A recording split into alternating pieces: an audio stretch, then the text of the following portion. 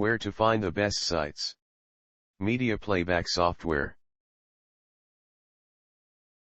Hello. You want more information about how to install QuickTime Player on Vista Home? These are the best resources we could find on the web. Our top-ranked site to learn about how to install QuickTime Player on Vista Home is www.oldapps.com. Specifically the page titled Old Version of QuickTime Player for Windows Vista Download. Here's the link.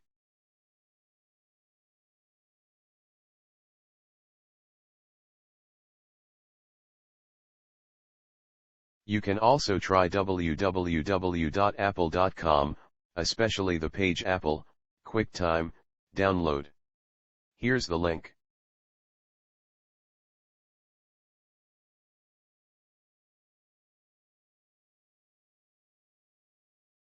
If you don't find useful information on the previous sites, see 2871898.r.msn.com. The web page QuickTime copyright free download, 2014 QuickTime for Windows.